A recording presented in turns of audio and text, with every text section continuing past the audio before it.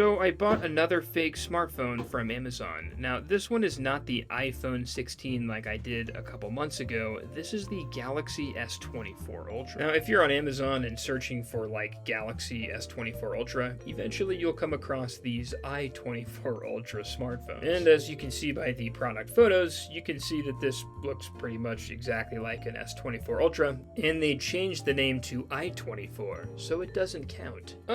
A Snapdragon 8 Gen 3 processor in this thing, and 108 million HD rear cameras, whatever that means, 6 gigabytes of RAM, a 48 megapixel selfie camera, and less than 20 perfect Amazon reviews. Decent performance for mid-range phone.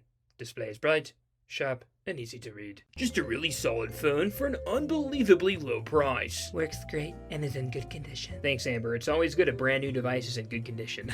Let's open this thing up and see what we're dealing with. I don't know. Oh, gosh. All right, well, this looks nothing like a Samsung Galaxy, but hopefully it's somewhat decent because I'm going to be using this thing for the next week.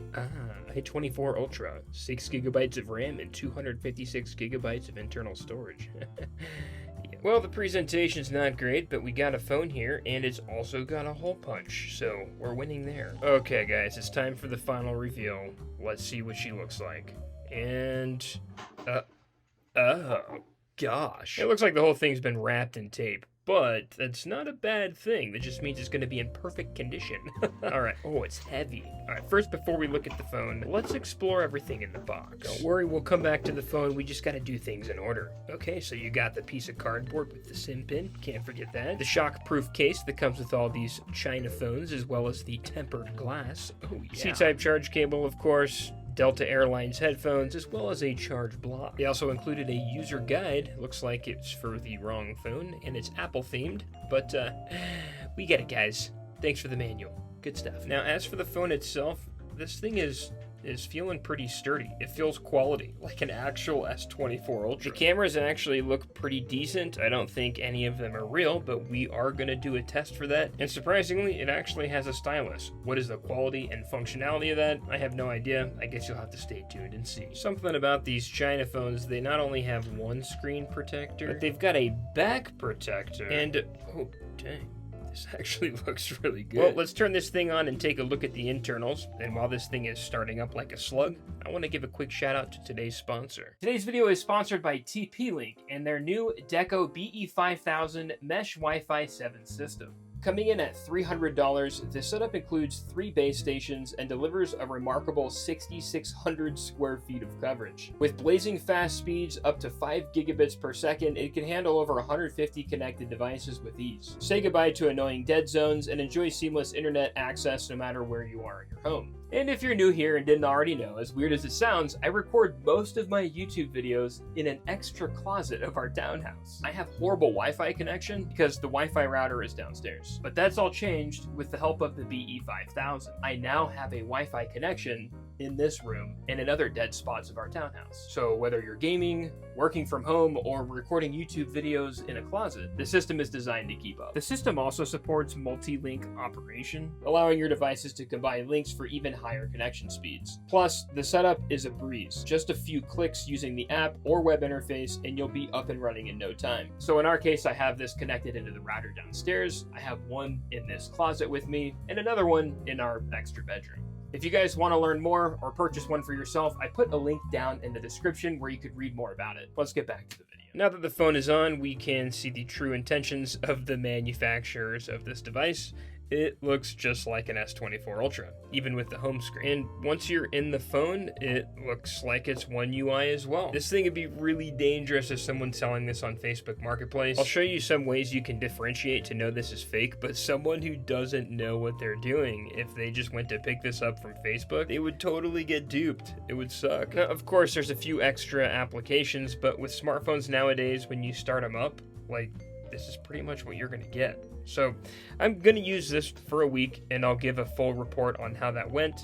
So first thing, I need to put this thing in the case. Unsure how much it's going to do, but if I drop it, I guess it'll help a little bit, right? Okay, quick look over the specs. If you go into the settings, it's the same presentation as the S24 Ultra, except it says i24 Ultra. It says the RAM is 6 gigabytes and the internal storage is 256. Now, these are false specs, and I'll come back to that in a minute. But first, let's see if I can connect to T-Mobile with my SIM card. Of course, I gotta remove this SIM tray first, and I found a nice surprise, which is a 128GB micro SD card. Wouldn't trust this thing with my life. And once my SIM was installed into the tray, I pushed it in, and wow.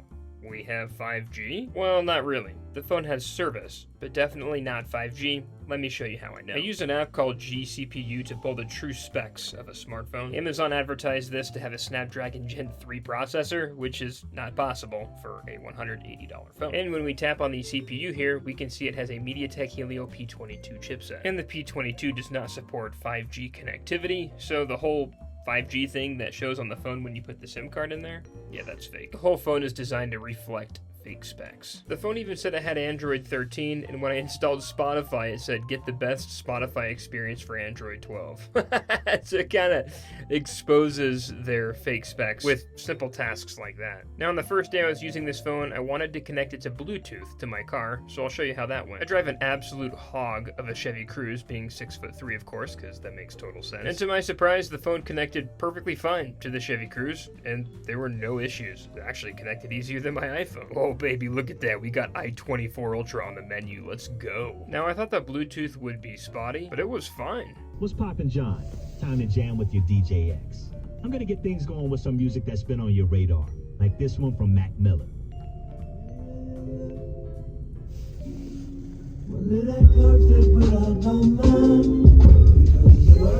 Halle Berry or Hallelujah.